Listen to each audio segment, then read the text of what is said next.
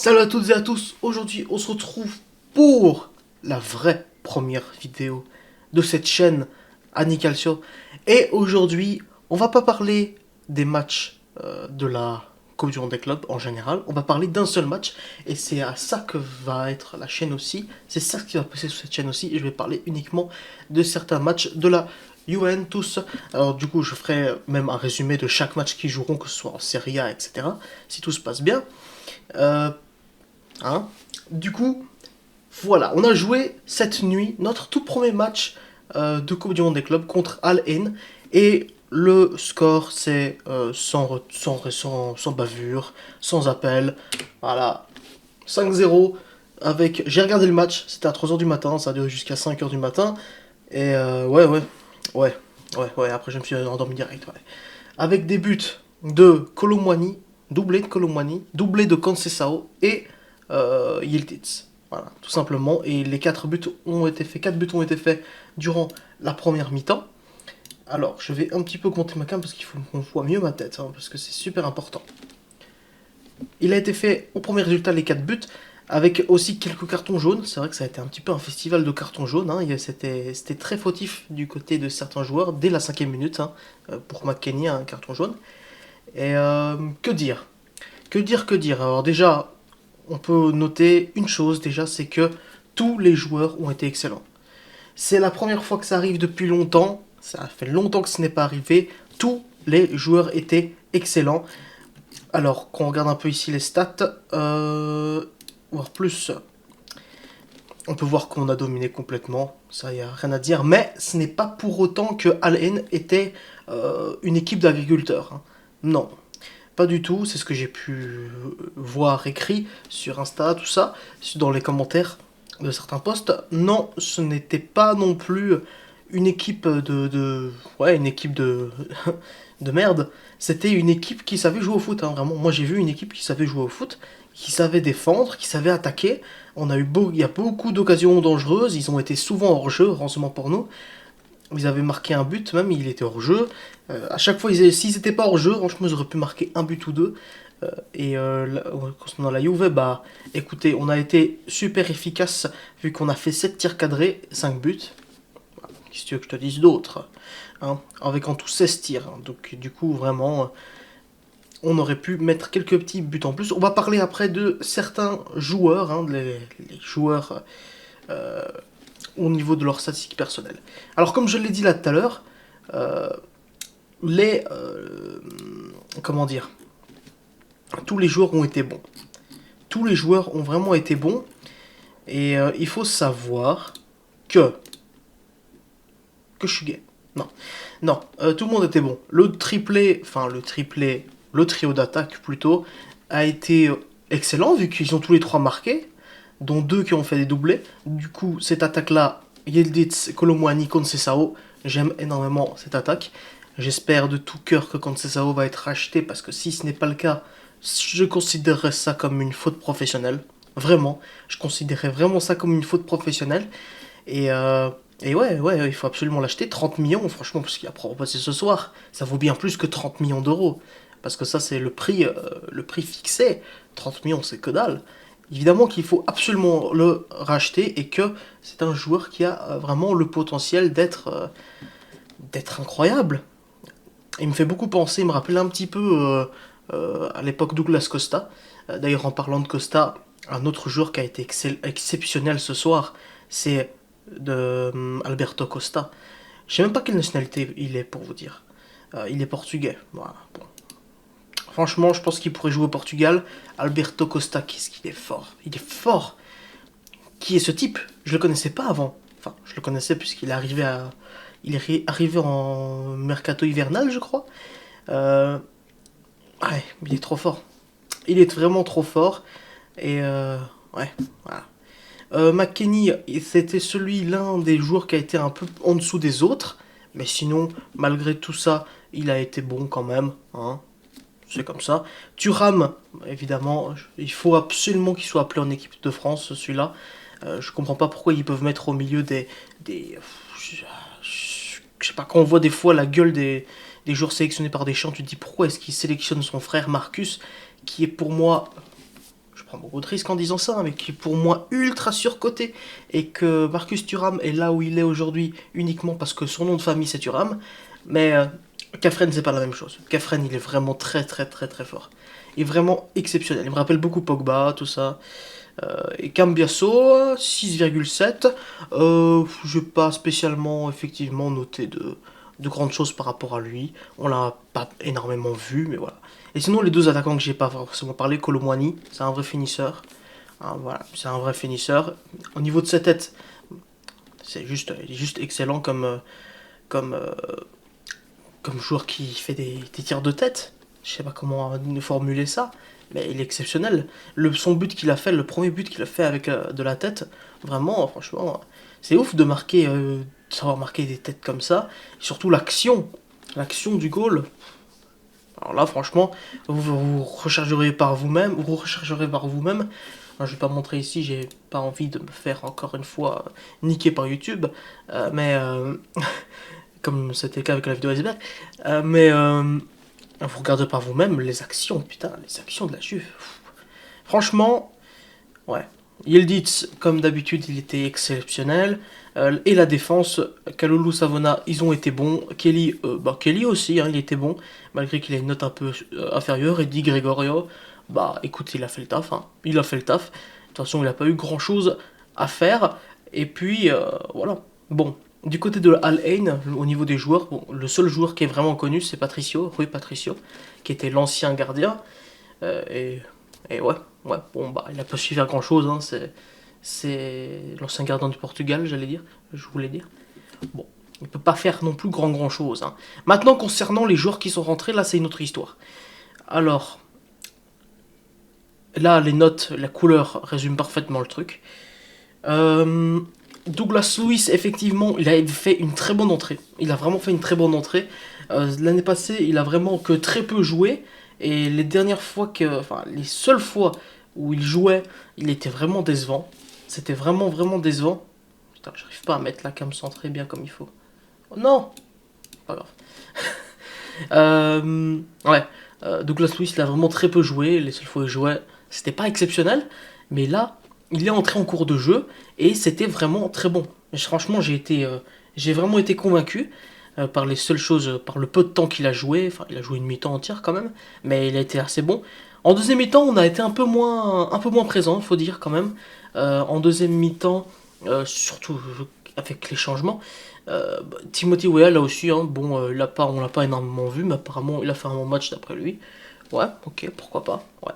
Par contre, maintenant, alors Gatti, il fait trop de fautes. Il a un carton jaune en 20 minutes de jeu qu'il a joué, il était très fautif. À un moment donné, il voulait mêler un joueur adverse. Non, il fait un peu trop fautif, un peu trop brutal. Mais ouais, c'est un guerrier, hein, c'est un comportement de guerrier, voilà. Maintenant, les deux qui sont inexcusables vraiment.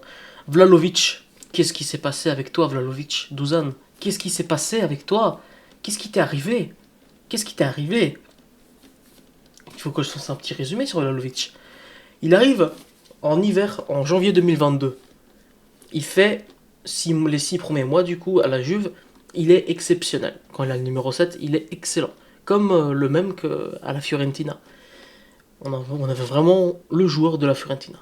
Ensuite, la deuxième saison qu'il fait, 22-23, il est nul. Il marque jamais. Il a marqué vraiment que très peu de buts cette année-là. Il avait été mis sur le banc, carrément, c'était Milik qui avait pris sa place. Donc ça. Et puis du coup, l'été d'après, en 2023, il devait partir. Il était à deux doigts de partir, et puis finalement, il est resté. On voulait l'échanger avec Lukaku. Et c'est nous, supporters, qui avons dit de garder Vlahovic, parce qu'on avait encore de l'espoir. Et puis ça va se confirmer parce que la saison 23-24, elle était excellente. Elle était vraiment excellente, il marquait énormément, il marquait quasiment tous les matchs.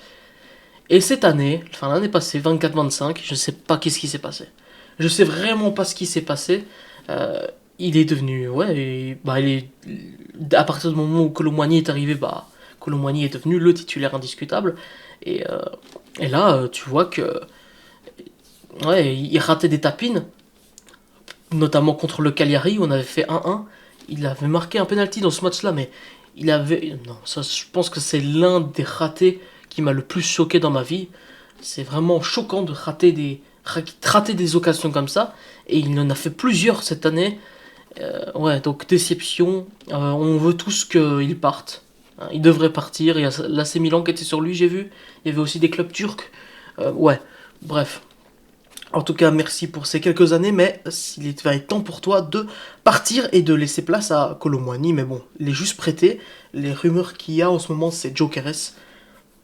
Ce serait vraiment exceptionnel que qu'on puisse acheter Gyökeres. Je l'espère de tout cœur. Et Koop Meiners, alors là, Koop Meiners, ça déjà, c'est l'un des plus gros flops de cette année. 60 millions achetés.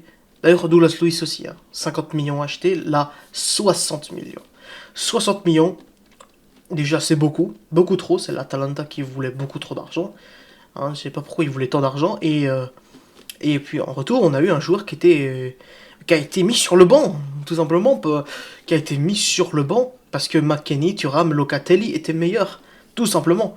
Les deux plus gros achats, 110 millions. L'année passée, on a mis 110 millions sur des joueurs qui ont flop.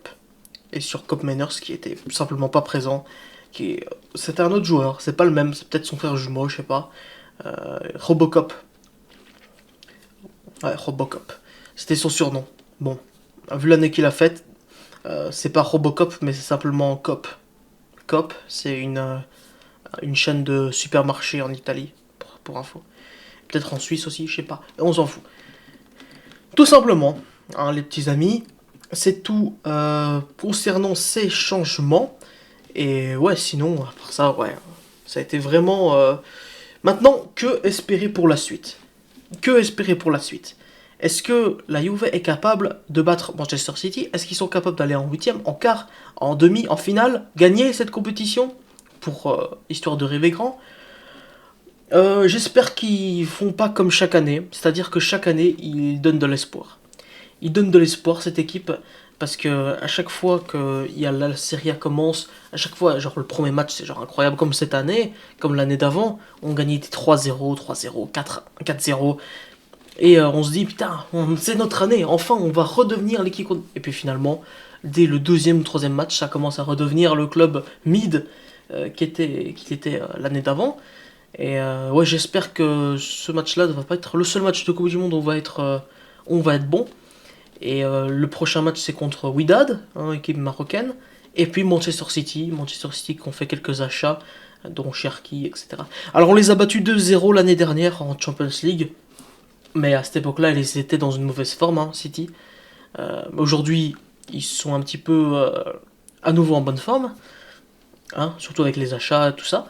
Du coup, ouais, je ne sais pas trop. Après, nous aussi, à cette époque-là, on était en mauvaise forme, hein, donc du coup, je ne sais pas trop. Il faut pas trop, prendre en compte cette victoire 2-0 qu'on avait fait en décembre dernier comme étant un fait, une preuve, un argument pour le match d'après, parce que ça ne veut absolument rien dire. Mais pour moi, je pense que si on continue de jouer comme on a joué, hein, c'est-à-dire de façon exceptionnelle, je pense qu'on peut minimum aller en huitième quart. Si on va en quart de finale, c'est déjà très bon parce que c'est à partir des quarts où il va y avoir quasiment que des équipes européennes. Et, euh, et ouais, tout simplement. C'est aussi ça un petit peu le problème de cette compétition, hein. Il va falloir, en quart de finale, il n'y aura que des équipes européennes. Normalement, même si on a quand même quelques petites surprises. Et je pense que concernant mon avis sur cette compétition, etc., j'en parlerai dans la prochaine vidéo où je résumerai tout simplement toute la première journée de cette Coupe du Monde des clubs. En tout cas, ce que je peux dire, c'est que je n'ai pas regretté de rester éveillé la nuit. Ah oui, ouais, autre chose aussi, c'est au niveau de l'entraîneur, hein, le coaching. Alors, Igor Tudor, ce que je peux dire, c'est que je suis très très très confiant, je suis très confiant, très enthousiaste à Igor Tudor, qui a été confirmé du coup jusqu'en 2027. Alors, il faut savoir qu'en 2023, je voulais déjà que ce soit lui qui entraîne la Juve, juste après qu'il avait démissionné de Marseille. C'est comme ça d'ailleurs que vous devez certainement le connaître, hein, Tudor. C'était l'entraîneur de Marseille. Et il avait fait une belle année. en terminant, en terminant combienième, en terminant... Non, ils étaient pas en Ligue des Champions, ils étaient pas terminés deuxième. Ils avaient pas terminé troisième ou quatrième, je crois. Je sais plus. Bref, en tout cas, ouais, vraiment, c'est un bon entraîneur. Il a vraiment, je pense que rien que sur cette partie-là, on a vu un bien plus beau jeu que tout ce qu'a proposé Thiago Motta l'année dernière. Et ouais, il faut savoir que ce jour-là, il a joué toute sa carrière à la Juve, hein, de 97 à 2008, je crois. Si je dis pas de sottises. Il fait partie des joueurs qui sont restés après l'affaire du Calciopoli qu'on est descendu en B. Il avait même accepté de baisser de ouf son salaire, même de pas recevoir de salaire. Enfin, ouais, c'est un vrai vaillant, c'est un vrai guerrier. Il n'était pas titulaire indiscutable, hein, les 11 ans qu'il a passé à la Juve, mais quand il devait être présent, il était présent, tout simplement. Et il connaît la mentalité du club, etc. Et j'espère que cette mentalité-là, on l'a vu ce soir, hein, il a su la donner, cette mentalité aux joueurs, et j'espère que ce sera le cas toute la saison, et qu'on pourrait gagner le championnat. Je pense que notre équipe, l'équipe, les effectifs qu'on a, on est capable de gagner le championnat pour moi. Hein. Hein, tout simplement. Je pense, en tout cas. Je pense qu'on est capable de gagner le championnat. Mais on a eu un entraîneur pas ouf. Du coup, voilà, je ne regrette pas de mettre. De pas m'être endormi à 3 heures, avant 3 heures. Vraiment, j'ai passé un super bon moment. Et tout simplement, j'espère que vous aurez aimé cette petite vidéo critique, résumé, etc. de ce match, hein, Alain Juventus. Et si vous voulez voir d'autres critiques comme ça détaillées sur la Juve, vous me le direz. De toute façon, je le ferai dans tous les cas. Hein, voilà. J'espère que vous aurez aimé. Et moi, je vous dis à la prochaine, les gens.